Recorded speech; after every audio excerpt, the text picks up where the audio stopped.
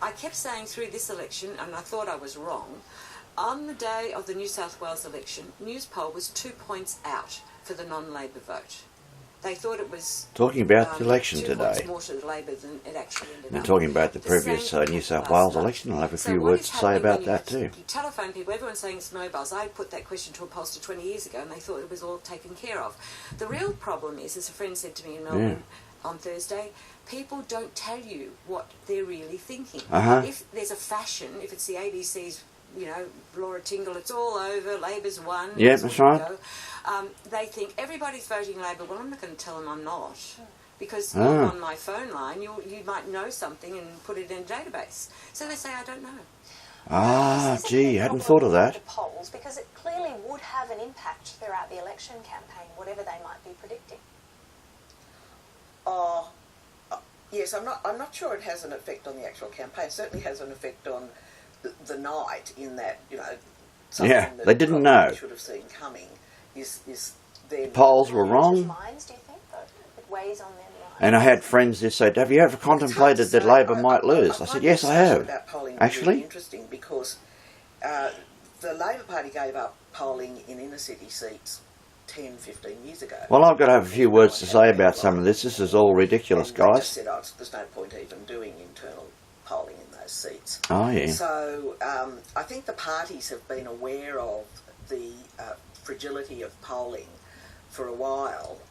It's just that the public really... Because for a long time, Australia's always had very accurate polling. That's right, we have too, haven't we? The problem in Britain and America is that you can't really poll who's going to turn up on the day, whereas our polling was always very accurate. So it really is a problem now for the pollsters and for the parties themselves in how... It is a problem for the parties themselves. All right, well, we'll have a talk about that in a moment. Meredith, you mentioned the sort of presidential nature of this campaign, and certainly the Prime Minister was successful in setting it up that way, as being essentially a battle between him and Bill Shorten. That's right. I wonder whether or not you think that there's a risk of all of the commentariat making too much of the reasons why Labor might have lost, and that it might come down to something as simple as people didn't want to wake up in the morning and see Bill Shorten on their television screens for the next 3 years, and we're going to extrapolate vast conclusions about you've got to go into a campaign small bore, you can't do this policy, you can't do that policy. That's right. Fundamentally, it might have come down to a personality battle. Yes, and...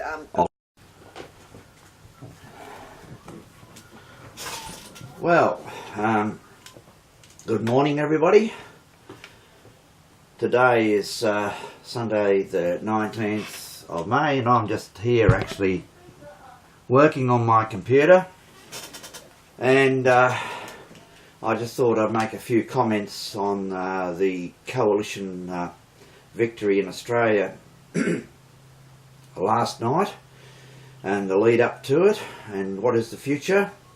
I'll try and be relatively brief.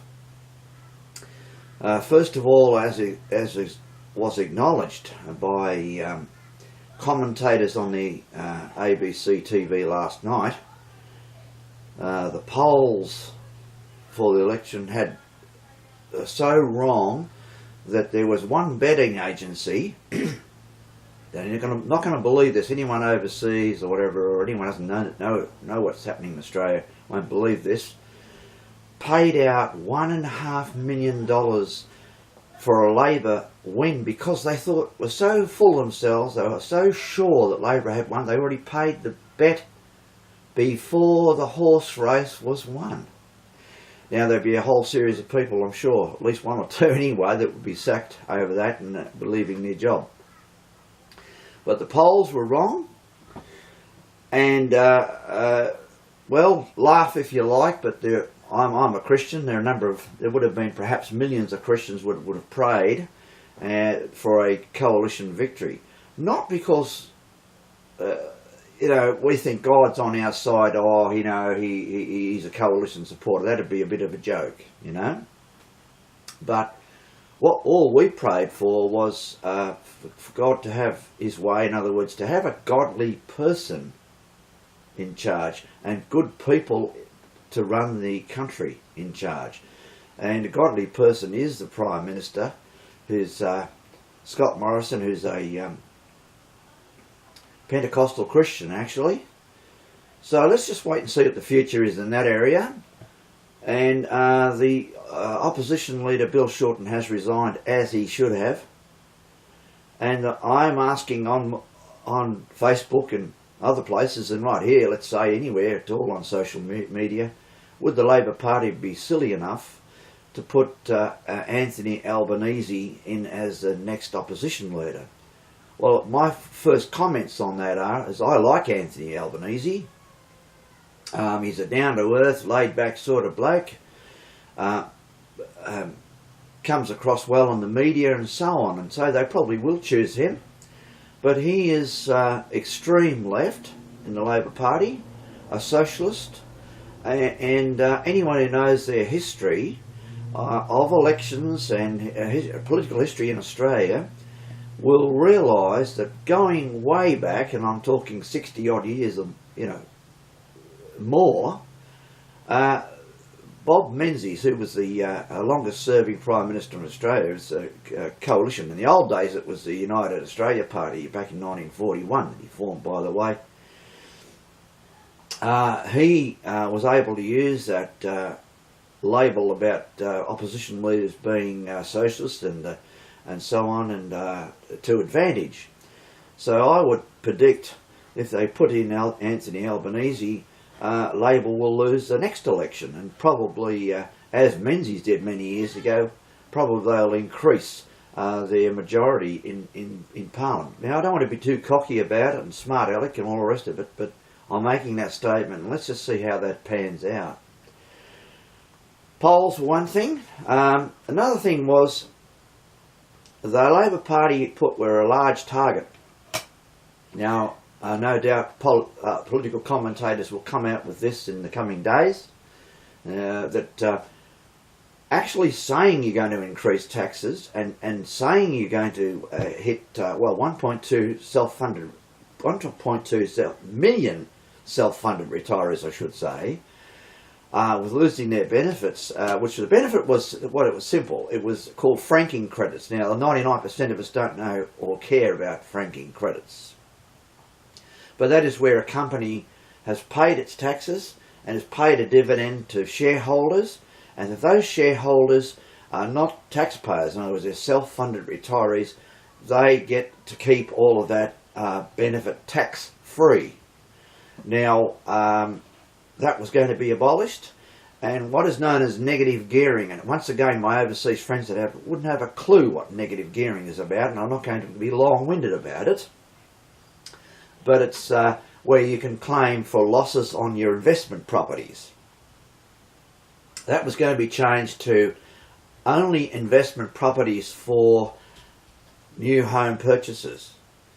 So that was rejected by the people. And the thing I favour in talking about is the Labor Party was going to introduce taxpayer-funded abortion. I'm totally against abortion anyway, but they're going to put it on Medicare and force hospitals to abort thousands of babies into the future for free, as it were, on taxpayer funds. They're going to have taxpayer-funded sex change operations. Now, I don't care, or I don't know your views, those people who are watching this, what their views are on that, but I'm against it. But anyway, folks, I just thought I'd give you a quick outline on some of the things that have perhaps contributed to this loss by the Labor Party and victory by the coalition. I wish the coalition government well into the future, and there are a number of things that I'd like to see happen, and I won't be so long-winded right now about that, but this little video will give some people an idea of what my thoughts are anyway on the future of Australia and the results of the election that we've just had.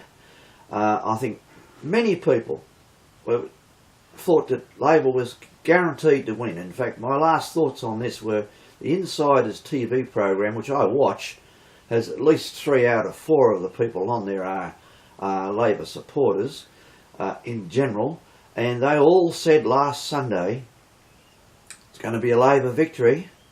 Not, who knows if it's going to be by much, maybe by a little, one of the commentators said.